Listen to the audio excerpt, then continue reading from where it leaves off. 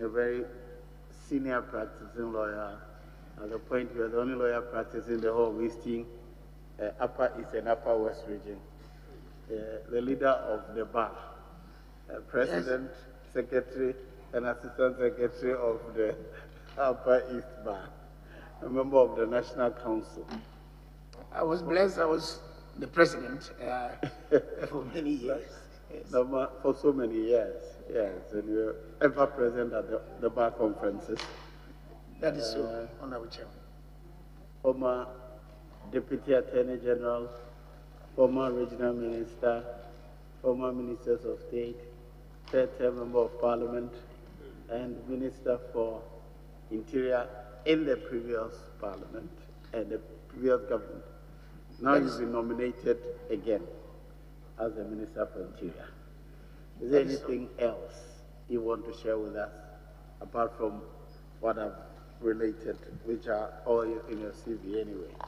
Honorable Chairman, I have nothing else to add except to say that it's an honor to appear before you to answer questions and hopefully be approved. Very well.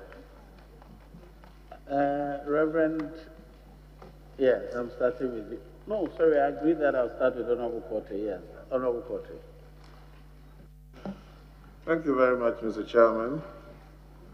Honorable Ambrose Dery, congratulations on your nominations as a Minister of the Interior Designate. Thank you. Honorable nominee, in the security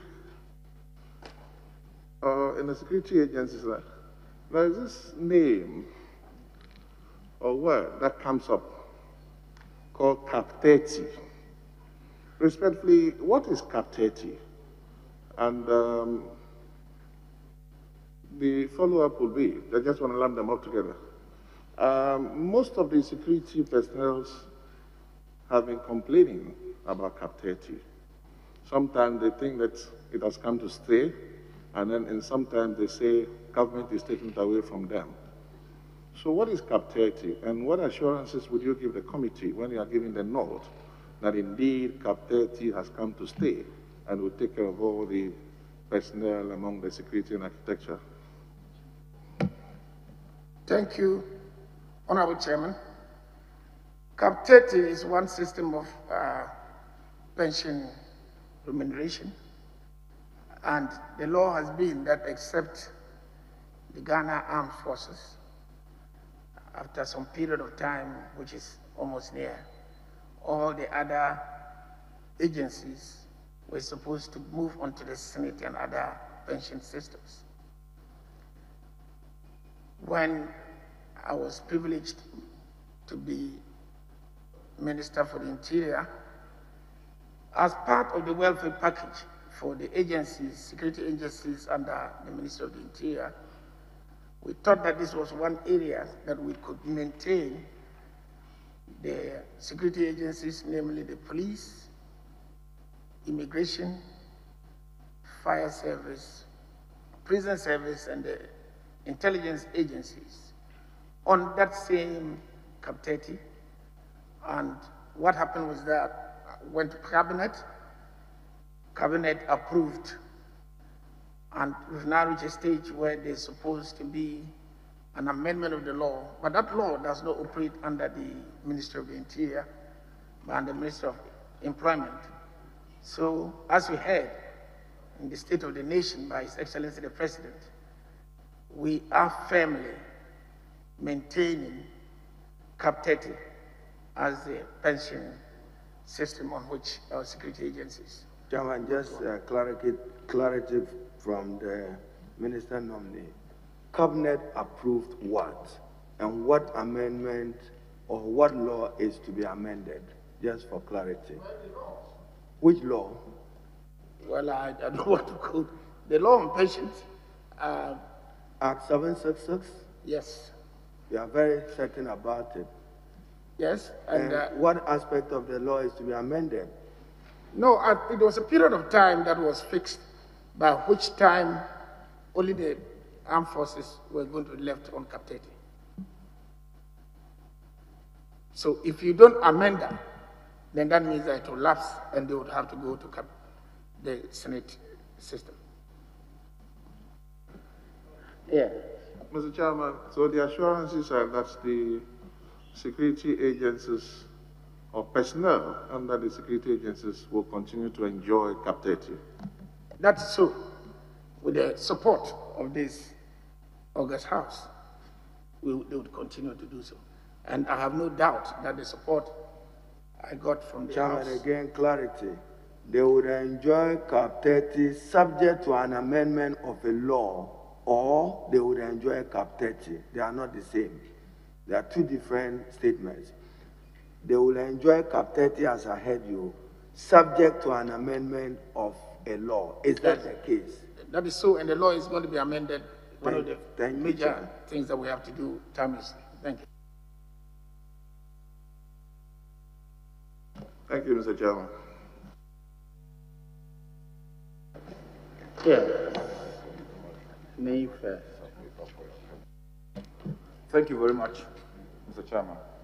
Honorable nominee, I want to go into two areas. The first one has to do with recruitment. Another policy of transparency and openness as far as recruitment into the various security services are concerned. Various governments have tried to modify the recruitment process with the recent e-recruitment platform.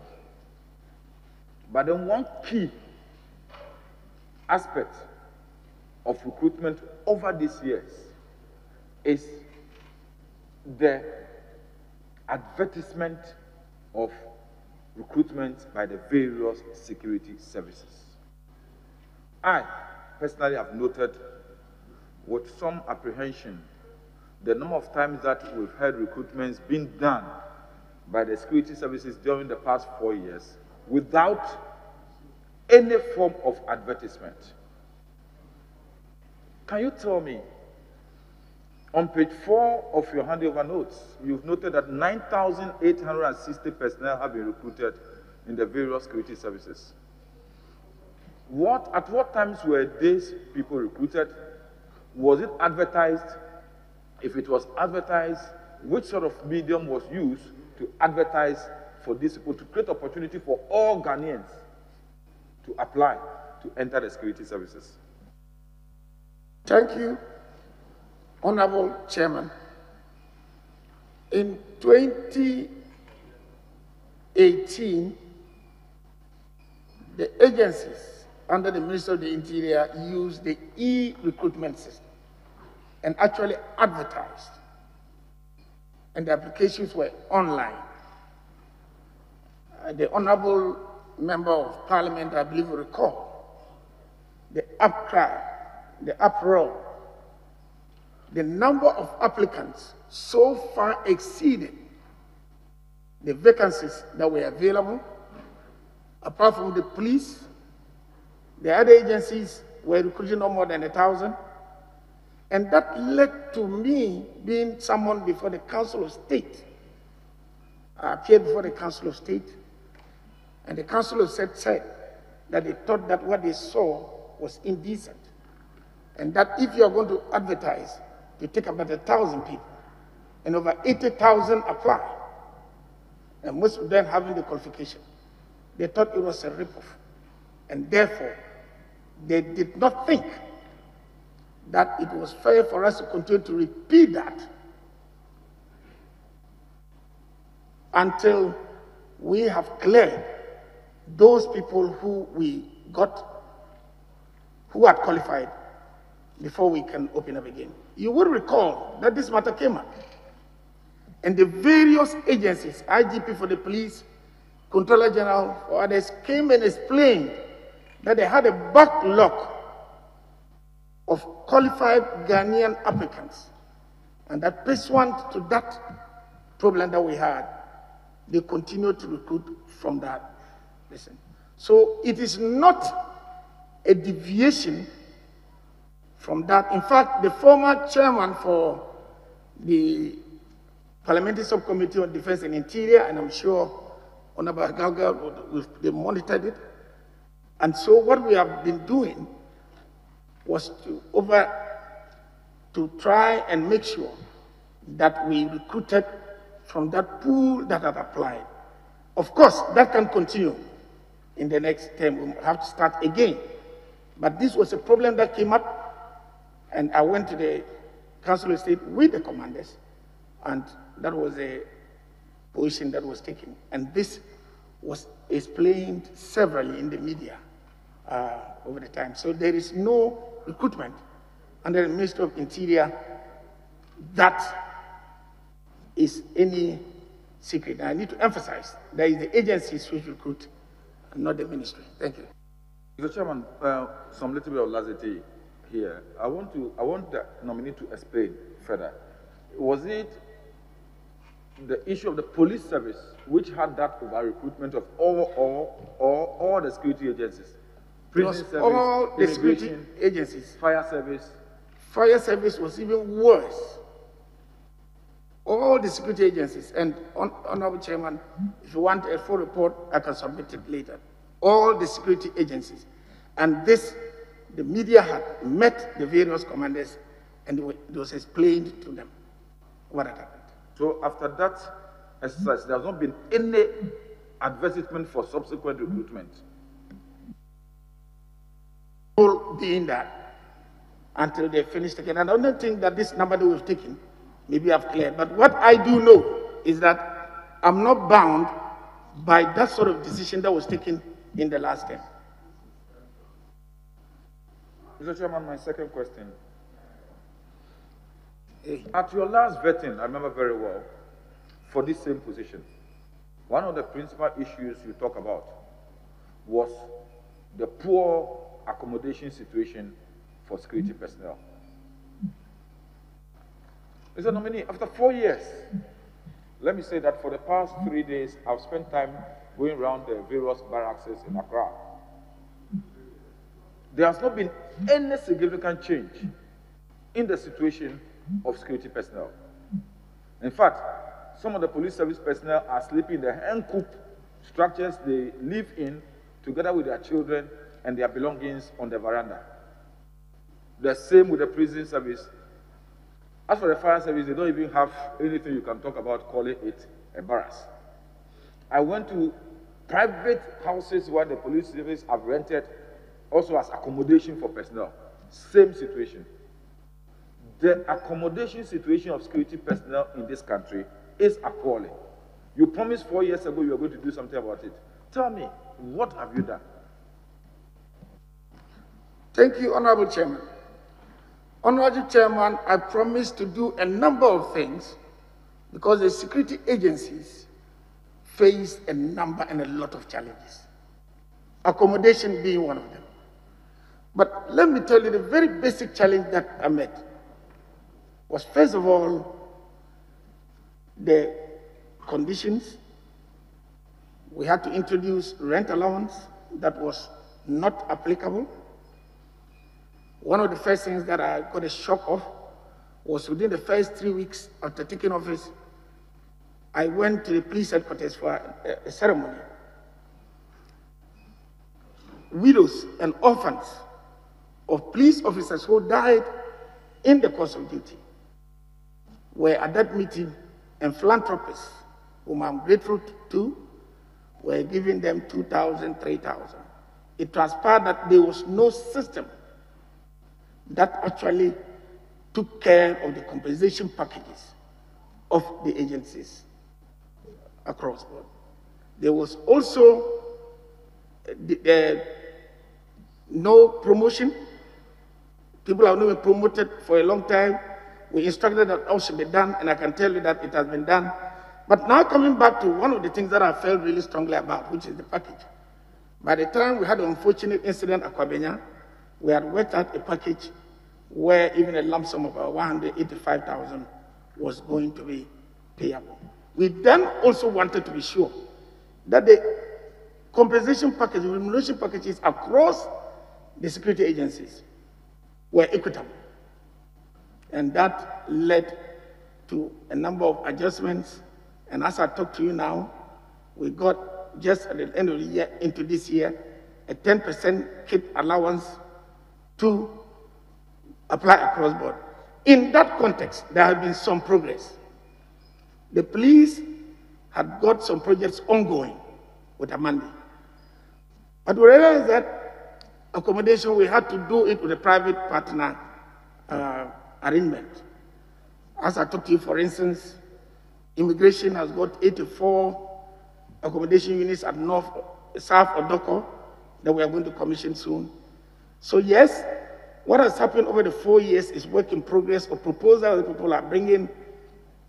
Finance did not have the legal framework within which to deal with private public arrangements. And you recall, that is the 7th Parliament that passed the law late in the year.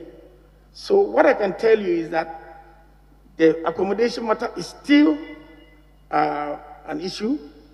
It's work in progress, but to ameliorate the situation, we decided to deal with this rent allowance as a transition. I haven't abandoned anything. I'm going to continue, if approved, to work on this. But I want to tell you that the situation of our security agencies over the years have been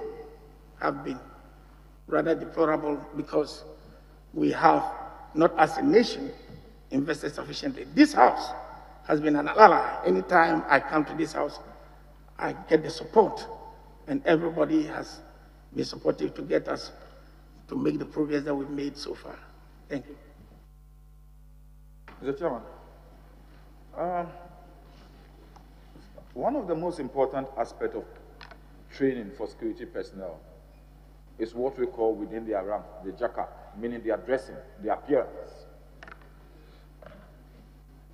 It was almost a taboo to see a policeman wearing beard. Wearing what? Beard. Beard. Having the hair bushy, hair grown over the... it was almost over the period for the past 4 years, we've seen a new crop of police personnel with beard, some male police personnel wearing earrings, some with tattoos, the ladies with piercings. Is it the police service moving into a contemporary fashion trend or maintaining the discipline within the service? Thank you, Honorable Chairman. Honorable Chairman, I'll have to note what you have raised now. By Article 202, Clause 2, operational matters and administration of the police is under the IGP. What I have not found is that there has been a deterioration in discipline to the extent that it has interfered with us achieving our goal of making people feel safe in the country. This is a matter I have to raise with him, but like I said, I have not felt any deterioration. On the contrary, I think that the police service is more active now, better trained. We now have a counter-terrorism place in Honya where they go for frequent training, and discipline is one of the things that we install there. But this is an observation that I'll make known to the IGP and see what has to be sure that it doesn't go beyond the cosmetic. Thank you. Chairman, just with your indulgence, you just referred to Article 2022 of the 1992 Constitution, emphasizing the role and responsibility of the Inspector General of Police. But, Chairman, with your indulgence, I quote, "The Inspector General of Police shall be head of the police service and shall," this is my emphasis, "and shall, subject to the provisions of this article and to the control and direction of the Police Council." Police Council.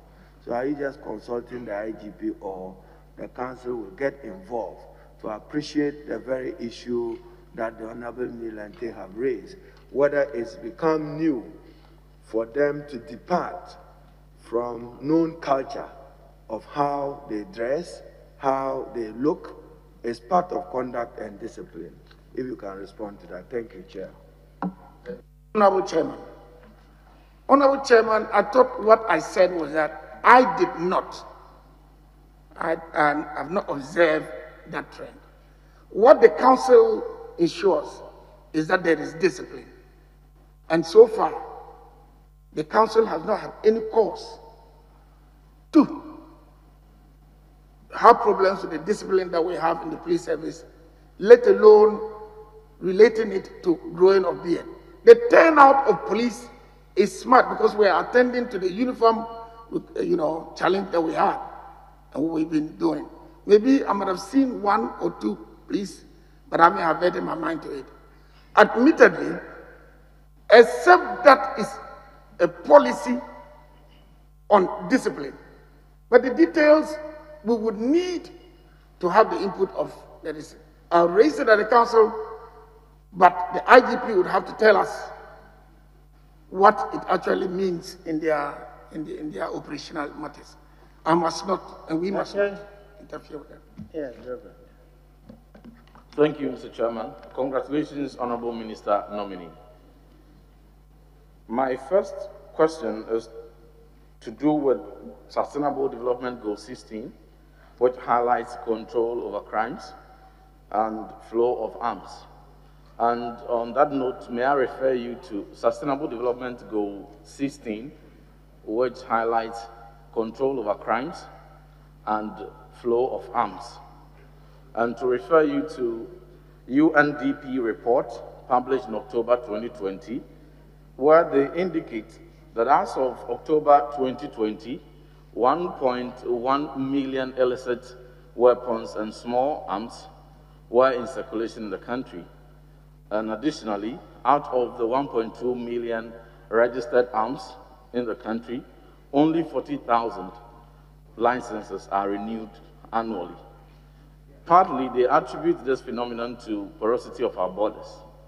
What would you do, in one given the nod, to address this phenomenon and to ensure that our borders are safeguarded, and also to ensure that the illicit arms that are currently in circulation in the country are clamped on? Thank you, Honorable Chairman. We apply the law on licensing to enable you to possess arms or a gun. That we enforce. But beyond that, we have the Commission on Small Arms and Light Weapons, which is trying to bring sanity into our country and is marking guns using our national logo and also the ECOWAS code on it. They've confiscated a number of unlicensed arms and they've destroyed some. But I believe that we also haven't signed to be the armed, part of the armed treaty. We are working hard on the control list, and the control list has now come to the ministry. We're going to put it in, send it before cabinet, and come to parliament later. So it's a multifaceted approach, and we are trying to enforce the law. It's not an easy thing. It's work in progress. We are going to continue to do that. Thank you, Honorable Nominee. To my next question, the challenge that principally confronts your sector has been inadequate logistics.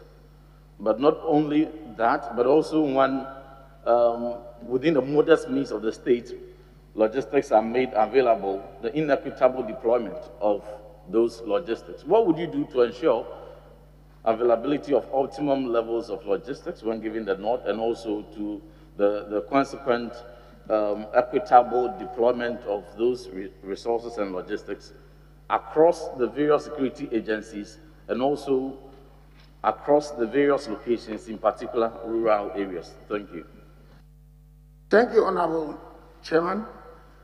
The past 4 years has seen some improvement in logistical support.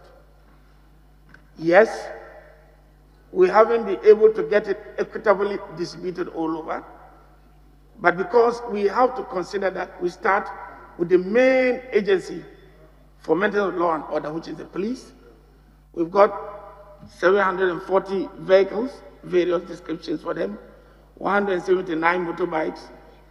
We know we've introduced different units, new units, and air wing. We've trained 6 pilots who are passed out and back in the country. We've ordered helicopters. The hangar is under construction.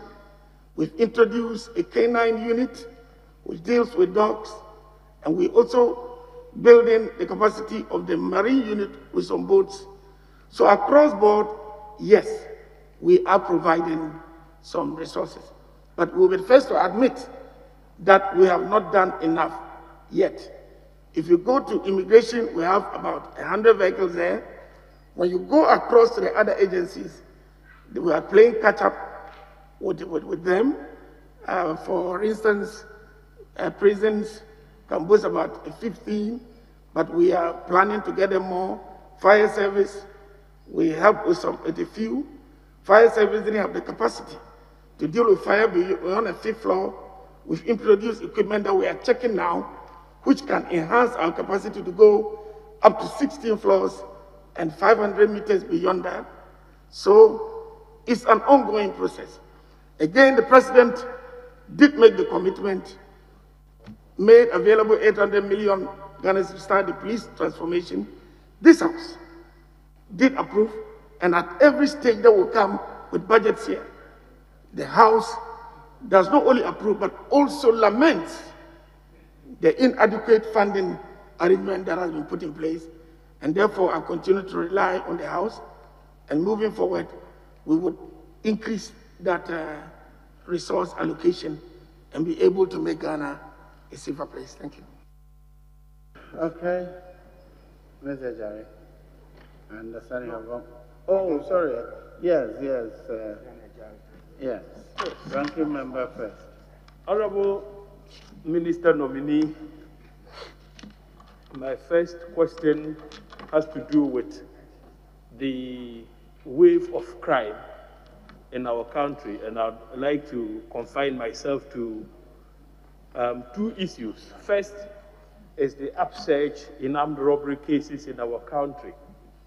This month alone, a number of incidents have been reported, the most disturbing ones being the shooting to death of an ambulance driver who was drafted to transport a pregnant woman from Akuse to the Koforidua Eastern Regional Hospital. He was shot dead. The paramedic on board was raped by the gunmen. Now, if you go to the Upper East region, and you at the Upper East region is your home, the stretch between Tamale and Bolgatanga is not passable these days.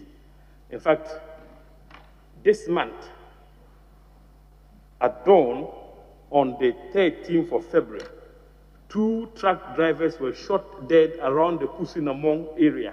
And you are very familiar with the geography of the area. In my own backyard, Sandema, as I speak, in fact, and I should say I speak with a heavy heart, a man who trades in goats and sheep left Sandema for Katu to buy sheep on the last Sandema market day. On his way back, he was accosted by armed robbers and shot dead. I mean, the incidents are numerous to be counted here.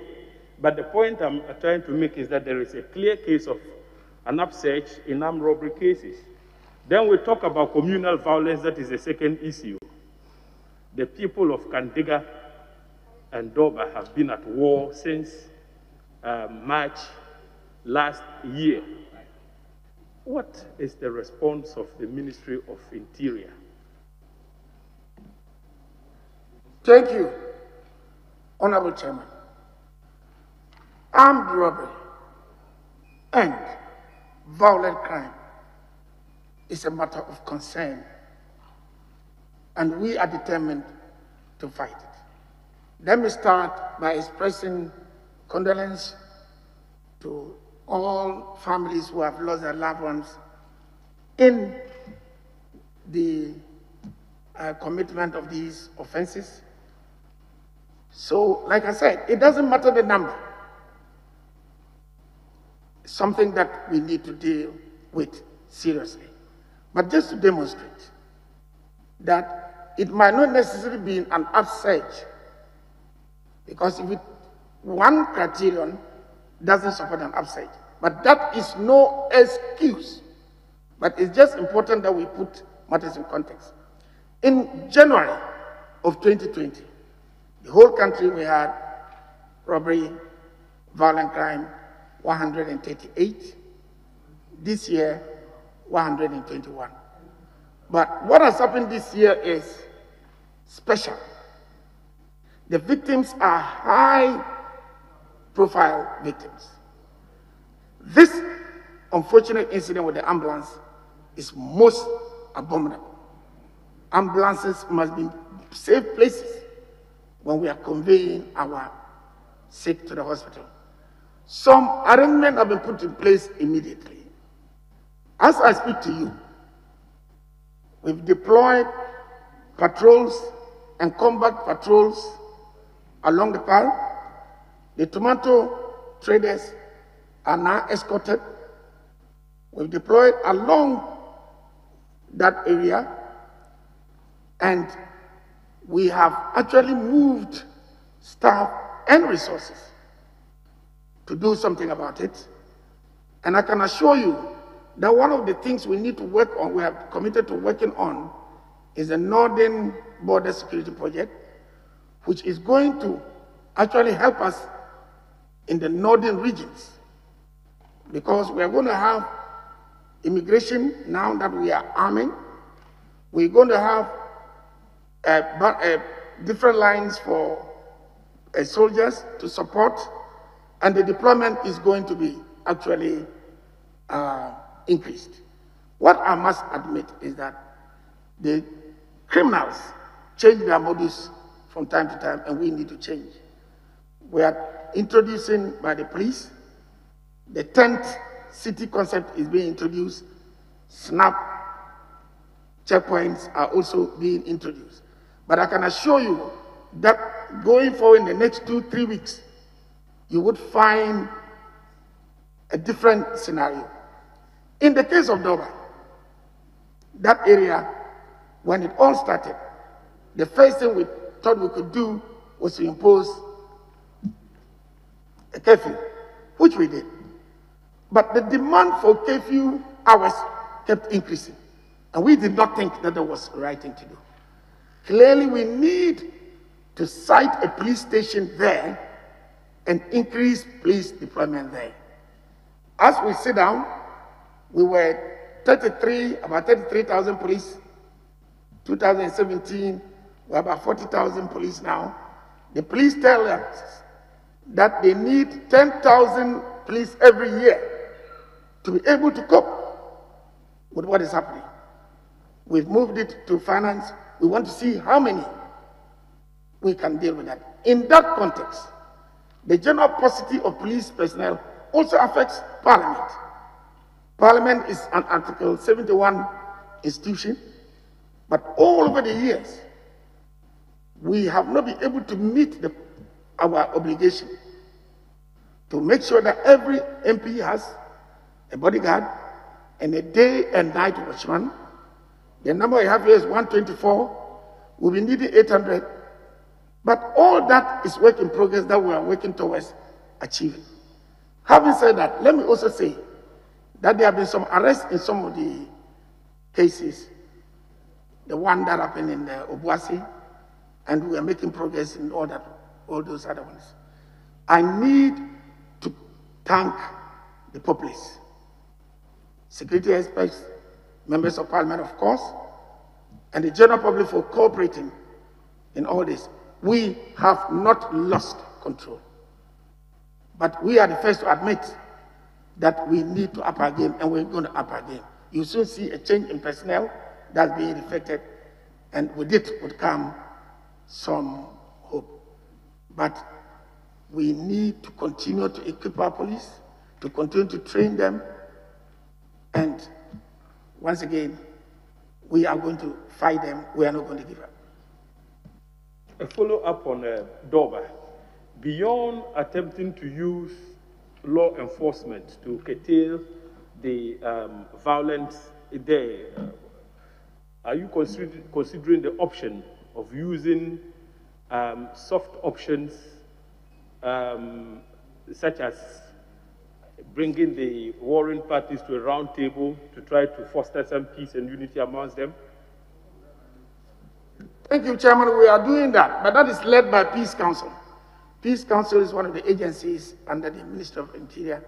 The Peace Council is on that course, trying to bring a difference.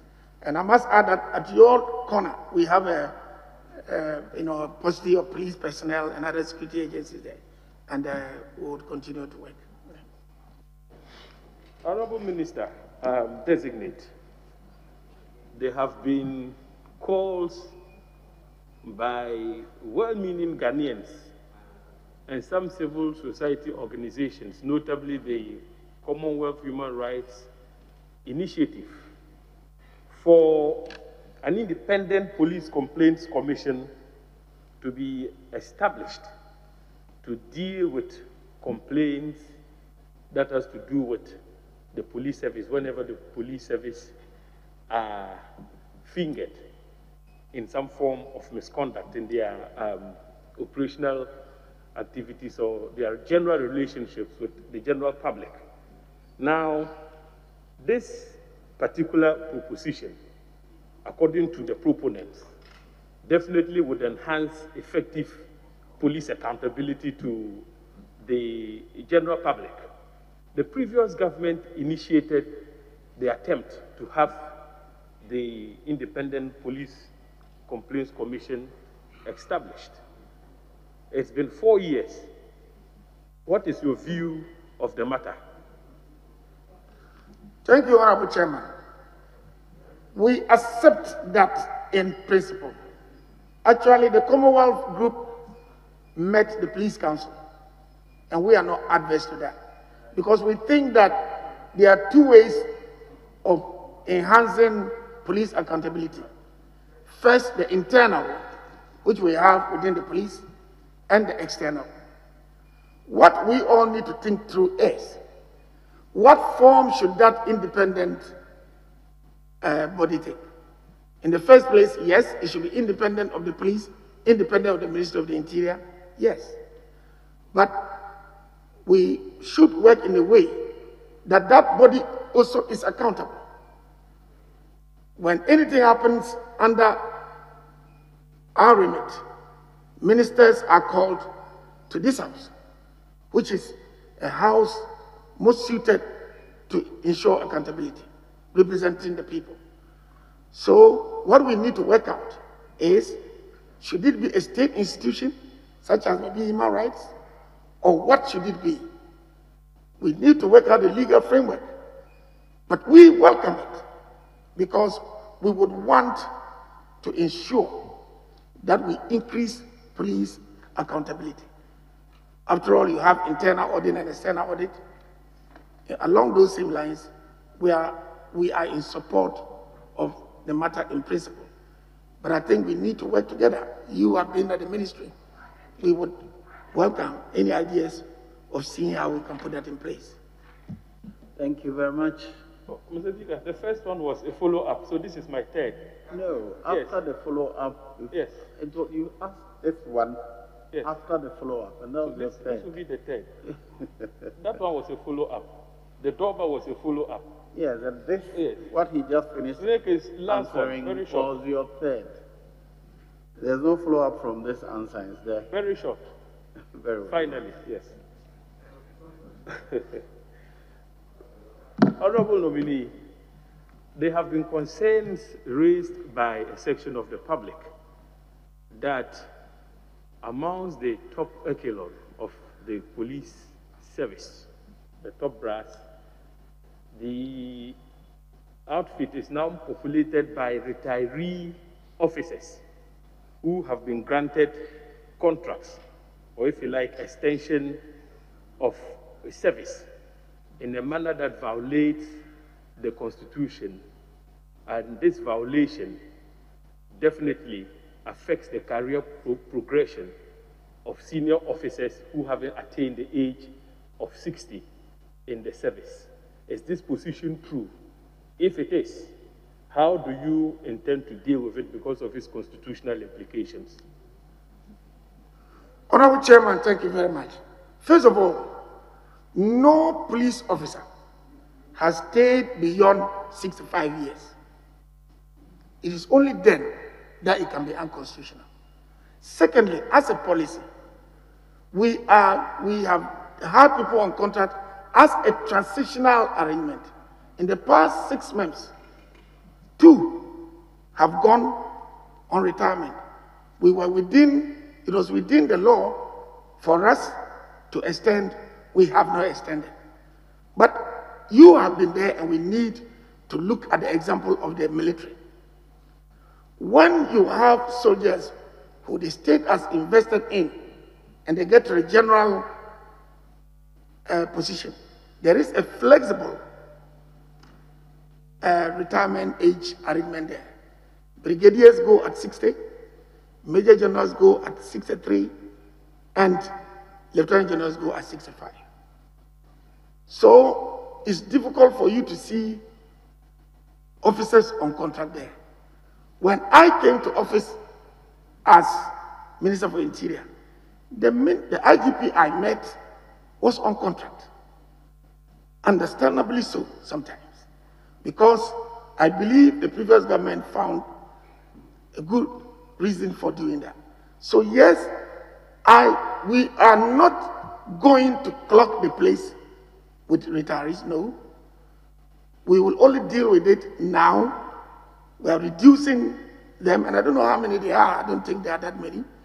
But we are promoting the highest number of deputy commissioners and commissioners, meaning that we are pushing them to get to a stage that they should go on retirement. However, as you know, you've been in the ministry, there was a certain situation, especially a security problem we've had since before independence, and a particular officer was dealing with the locals who were making progress. Then we got representation from the people we were dealing with that they had found good chemistry, and that the programs that we had, they had confidence in that particular person. We naturally extended to achieve that goal. So the principle is that we are not going to increase people on contract, with a simple caveat, the only caveat being that when the exigencies of the time dictated, we will do so, but will not do so beyond the constitutional limit, and will not do so as a policy to be permanent. No. So let them rest assured that we don't intend clogging and making sure they don't get their promotions. Thank you. Yes. Joseph. Thank you, Mr. Chairman. Congratulations to the Honorable nominee. We are beginning to notice an increase, and in fact a troubling trend of an increase in police officers who are committing suicide in Ghana. Between January and now, there has been several media reports about police officers committing suicide. What do you think is the cause of this problem, and how will you address it? Thank you, Honorable Chairman. First of all, those remain allegations. Our directive is that let them be thoroughly investigated to be sure that they are suicides.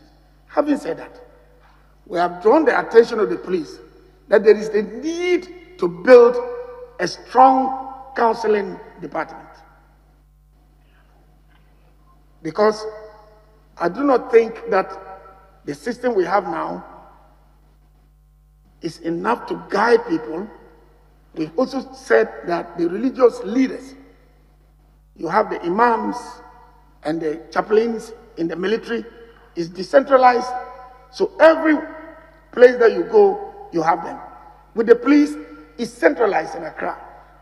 And Honorable Chairman, we all know that even us, one time or the other, you go to your leaders in faith when you are facing challenges to be counseled.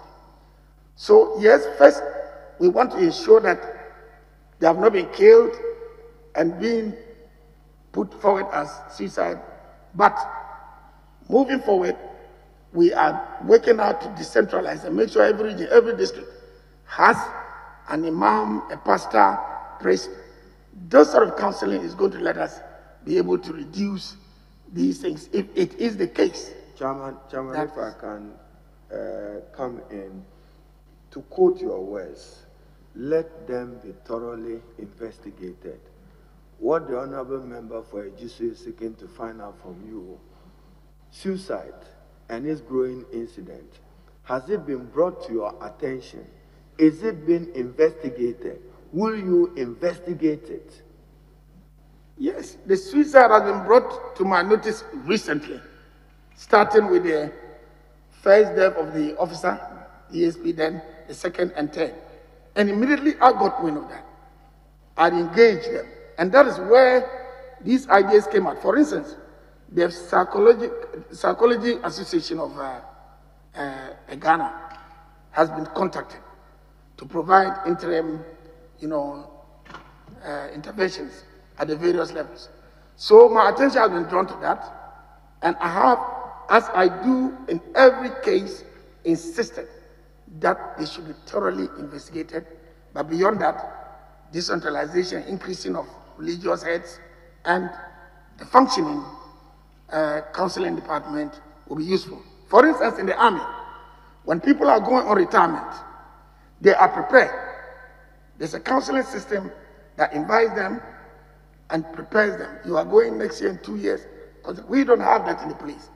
So this is one of the best practices that we are encouraging the police to put in place to be able to stabilize the situation so that we stem the suicides, if there are suicides, and then we punish them if there are no suicides. Thank you, Mr. Chairman. One last point. Minister-Designate for Interior. The Gaming Commission is an agency under the Ministry of Interior. In recent years, we have seen huge increase in number of youths who are actively engaging in online gambling. Unfortunately, we do not have legislation regulating activities within the space of online gambling in Ghana. What will the Ministry of Interior do to ensure that we don't lose our youth to online gambling addiction, which of course is a global problem? And what will you support a legislation to be passed to this effect? Thank you, Honorable Chairman. This is a very important matter, and I do thank you for bringing it up. I've had to go to the Council of State. They were concerned about it. We thought that gambling, if at all, should be restricted to certain places for elite who want to go and do whatever they want to do within the law. But the villages, we've engaged Ministers of Local Government and District Assemblies. We need to save our children. All of us, I'm sure, have seen it. You go campaigning in the village, and you go to a Pito bar, and you find some piece of equipment there. So we have been trying to check it. One way is that we've begun opening offices all over the country. We got Tamale now, and Shobalga, and the rest of them. We need to get the technical people in there. But yes, I'll welcome a law that would check that, because we cannot have a nation of gamblers. Honorable Minister, I thought the issue was with online. What you're talking about seeing equipment physically, is that used to do online gambling? No, online gambling it gets into the cyber area, and I'm sure that there's already a interministerial committee under His Excellency the Vice President trying to fight that. But the gaming has to do with these machines that you find in the villages, where children go and put money and pull some lever, and they either get or they don't get. and it's corrupting our people. But I'm trying to find out if we have no information or we have no idea like me, it's okay. Is it possible to block those online games from accessing our territory in Ghana? Yes, it is. But we need to build our cyber security capacity. Honorable Chairman, I have got my pictures put up by several people promising protocol recruitment in the offices. As recent as yesterday, we arrested a security officer who is part of 24 people, collected 30,000 from them. You pull down one side and another side comes up. Indeed, I was privileged to be in Israel for some conference, and I think the Israelis are working on some model, and they invited Facebook there, and we are keeping a close watch that if something positive happens, we could bring that here to help our system. But yes, we do that. But after we do, others come. We are trying. We are working hard. Yes, Honorable. Is it a follow-up? Okay. Chair, Honorable Chair, Honorable Nominee, I recognize your answer fully, especially relative to the question that was just posed. But my concern really is, and that you mentioned prominently, interministerial committee. Interministerial committee. Yes, is it the case that the police service do not have the capacity to deal with such crime, such online crime, and hence we have to defer to the interministerial committee? No, we've set up some lab. The capacity is limited. We are building it. But what we are actually doing is enhancing our capacity by linking up. The communications is the lead ministry as far as that is concerned, fortunately on the national security. And so we work together just to benefit from the synergy, but we are building the capacity of the police by itself, and we are getting some assistance as far as technological interventions are concerned. Chairman, maybe one day we have to make a decision as a nation as to whether we need to allow security agencies, sometimes subject to certain preconditions, to be able to use technology without compromising privacy is an option open to us. Because those places that we have used technology to assist in our investigations, we've got positive results faster than where we do not use them. But it's a collective responsibility, and I would want to depend on this House at the appropriate time. Yes, Mrs. Dery, sir. Thank you very much, Mr. Chairman. Honorable Nominee, I take you to page 178 of your handing over notes. Our prisons are overcrowded. You may not need it. The one with agencies, the volume 3. National Disaster Management one, yes. Page 178. 178. Yes. Our prisons are overcrowded. No doubt about that. In clear violation of the human rights of the inmates. Page 178. 8. 8. Yes, please. What do we have there? Maybe I'm the wrong one because I've seen Savannah region, Nissan Patrol. 178 before 179. Volume 3. The one that has NADMO. Yeah, NADMO. Okay. That's not the one. I was the one with the police.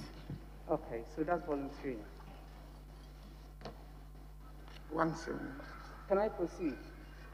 Yes. So our prisons are overcrowded in clear violation of the human rights of the inmates. As if that is not bad enough. Hold on, madam. Let me get to where you are. It is 178. Yes? Say again. Okay. So now that we are there, I'm saying that our prisons are overcrowded in clear violation of the human rights of the inmates. And as if this is not bad enough, it is promoting the spread of diseases. And I am dreading COVID. Meanwhile, we have an opportunity to decongest our prisons. And this is, I'm having the non-custodial sentence, a law on non-custodial sentence in mind. Fortunately for us, the NDC started stakeholder consultation in 2015, 2016. What is the status of the non-custodial sentence law, and what do you intend doing if you are given the nod? Thank you. Thank you, Honorable Chairman. Continued with the concept of communal service. We started with community sentencing law, but as we involved more stakeholders, when the judiciary came in, they brought a certain, angle to it, a certain facet to it that we welcome. He said it shouldn't be sentencing, it should be community service law. We are working on that. What we are now challenged to do is, what is the impact? Do we have case studies that help us make the case? But we prepared and we have to go to cabinet on it. That is not all. In the meantime, we want to reform the whole prison system. There's a law we want to amend the prisons. The President has given over 2,700 persons amnesty. And yes, I'm one of those people who doesn't believe in custodial laws, having been a private practitioner for a long time. So it's something that we need to do. In the meantime, we are trying to see how we manage the spacing that we have. But we haven't given it up. In fact, the last intervention we had from the judiciary was really very powerful.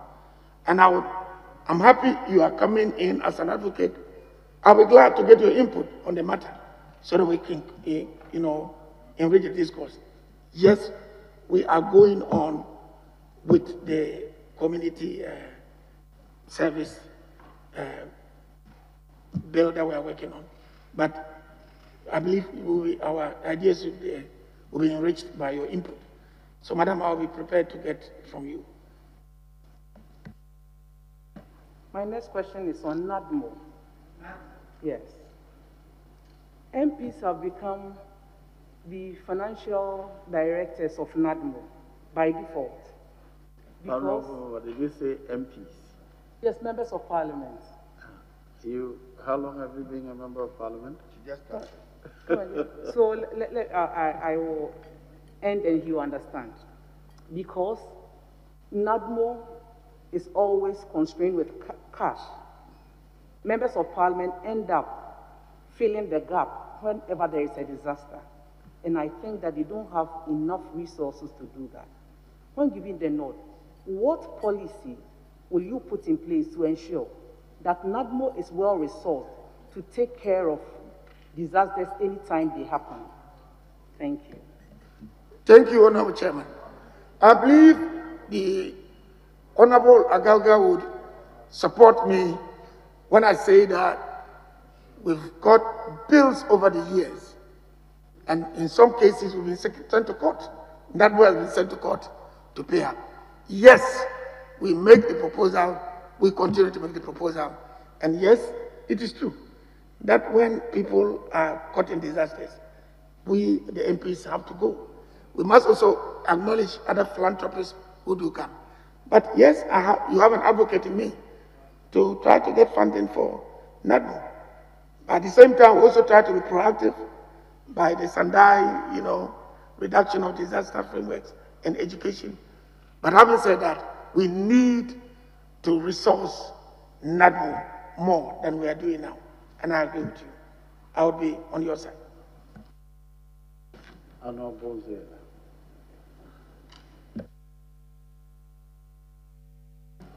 Thank you, Chairman. Good afternoon, Mr. Nominee. Honorable Nominee, forgive me. My question is on the outbreak of these pandemics. This morning, CNN reported that there is Ebola outbreak in Guinea, resulting already in 7 deaths. I think that we are already battling COVID in this country. What would you say that your ministry will do once you are confirmed in collaboration with other state institutions to make sure that at least we don't have Ebola in addition to COVID to battle with? Thank you, Honorable Chairman.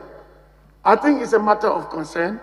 That was partly one of the reasons why the borders were closed over a period of time. But as you know, our borders, we have over 200 unapproved routes that we're working to see how we can address that. Yes, I would work with other agencies to make sure health, the technical capacity, and immigration